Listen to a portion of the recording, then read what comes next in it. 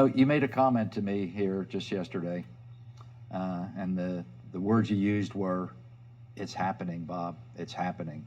You know, all the things that we've looked for, most of my adult life has been spent looking for Jesus, looking and watching the signs of the times, and all those things are happening right in front of us.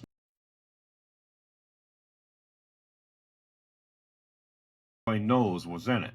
So they need to make their move now before their human infrastructure component of the beast system dies off. And with a 2 to maximum 3-year lifespan, I don't think they're going to roll the dice on 3 years. I believe they're looking at about 18 months. So that puts us sometime in 2022 when they're going to activate this beast system, or at least they want to activate this beast system. And I know many of you follow my channel. I'm always claiming that next September, Rosh Hashanah is going to be when the 7-year tribulation kicks off. It is the beginning of a new 7-year Shemitah cycle, the 11th cycle since Israel's been a nation. The number 11, which means judgment, it means chaos, unrepentance, and if that wasn't enough, Rosh Hashanah, the Feast of Trumpets, falls on September 27th next year, which is 9/27. The Daniel 9:27 agreement, the 7-year covenant that transcends over the 7-year tribulation. And the rapture resurrection can happen anytime between now and that time.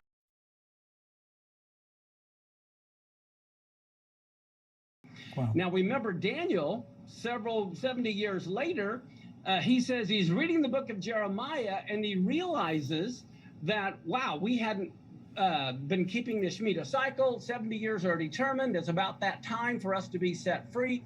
And so he's praying like crazy. And so then you see the Daniel 70 weeks. Well, I believe everyone knows there's 1 week left, and a week refers to a 7-year time period. Right. Well, here's the thing that's shocking, that's so simple and yet so profound. Daniel was Jewish. Okay, and so the 7-year cycle he's talking about is a Shemitah cycle. And we know that it refers to the tribulation. Well, the tribulation has to begin the first year of a Shemitah cycle because Daniel's Jewish. This is the way he thinks. And so, as you said, next Rosh Hashanah, next fall, begins a new 7-year cycle. So that is a huge possibility the tribulation could begin next fall. Now, if it doesn't, it can't begin for 7 more years because it's not going to begin in the middle of a Shemitah cycle. It has to begin the first year of a Shemitah cycle.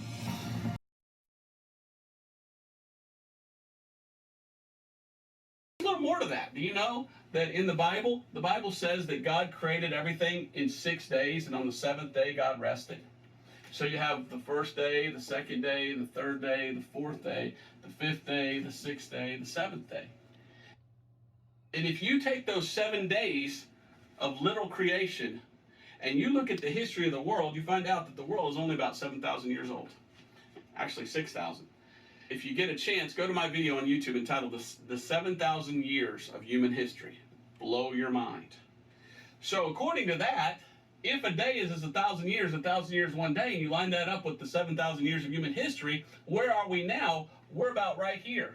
And the Bible talks about the millennial kingdom and how Jesus has to rule for the final 7,000 years. So we're really close to what's called the tribulation period, the 7-year tribulation. And before that is the rapture. So just looking at God's historical timeline, it looks like we must be close to the rapture. Jesus must be coming soon, just because the scriptures lay out 7,000 years of human history, and that's all. Do you believe that? Now let's go over to 1 Thessalonians chapter 5. And Paul says something here that's quite interesting. I wonder if the early church didn't know more than what we know. We look at the seasons. You see, first we look at the scriptures, and the scriptures say in Revelation 3:3, if you're not watching, you won't know the day or the hour. But if you are watching, maybe you will know the day. As you see the day approaching, I mean, we're looking for the day of the rapture, and I'm looking in the scriptures for it. But I'm also looking at the seasons. I'm also looking at where we are in history. And we're very close to what appears to be the coming of the Antichrist and the mark of the beast system. Well, the church has got to get out of that, be out of here before that. And it says here in 1 Thessalonians chapter 5, but of the times and of the seasons, brethren, you have no need that I write unto you. For yourselves know perfectly that the day of the Lord so cometh as a thief in the night. For when they shall say peace and safety, then sudden destruction cometh upon them, as travail upon a woman with child, and they shall not escape. But ye, brethren, he's talking to saved people about the rapture. And he says, but ye, brethren, are not in darkness, that that day should overtake you as a thief. What a thing to say. Hey, Christian, you know, you're not going to be surprised when the rapture comes, because you'll have an idea of when it's coming, because you'll know the season.